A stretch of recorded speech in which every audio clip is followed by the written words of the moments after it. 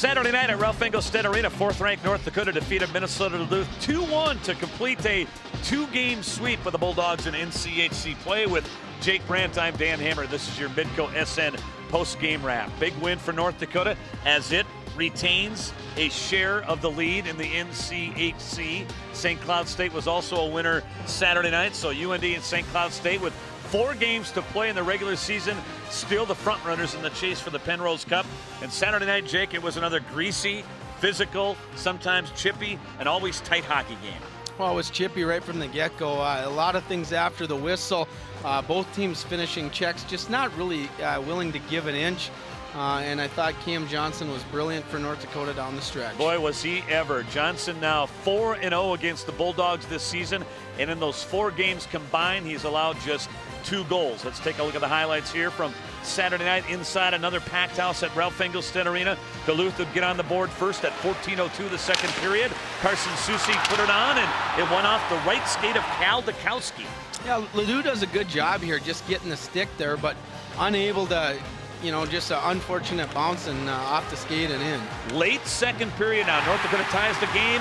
Paul Ledoux with the goal, his 3rd of the year. Well, it starts with the face-off win here. You're playing 4-on-4 hockey, and Ledoux just finds the seam there, able to use the defender for Duluth for a screen, and that was a huge goal right at the end of the second period to even things up at 1. And the face-off win by Brock Besser, who won 3 face-offs in a short period of time when North Dakota and Duluth were skating 4-on-4. Third period, the story, besides the game-winning goal, was Cam Johnson. He made 16 of his 27 saves in the third period. Well, and he did it on a 2-on-1. They had a really good look there, and then he fought through traffic with a minute left, got his save. And then look at Besser here. You need your studs to be studs. He's been doing this all year long. Watch this play right here. You're going to see this little shift there, gets the defender to bite, opens up a little bit of space in that slot area, and he rips that one low blocker for the 2-1 win. Yeah, Jared Thomas bit. You could see Thomas lean one way, and once he did, Besser went the other way, went to the slot, and you give Brock Besser that type of look, he's going to gun it in most times. Well, he's been doing that all year long. He's going to. He's a goal scorer. Like I say, what I really love about Brock Besser, a lot of people always shoot glove high. They always got their move. He gets his head up and he finds what's available because he can pick that spot. So if the goalie's off a little bit or cheating, he's going to find that, and he makes no mistake, buries that thing home, and a big 2-1 win for North Dakota. Here are the final numbers presented by Farmers Union Insurance. Duluth with that pushback in the third period. The Bulldogs had 16 of their 28 shots on goal in that third period.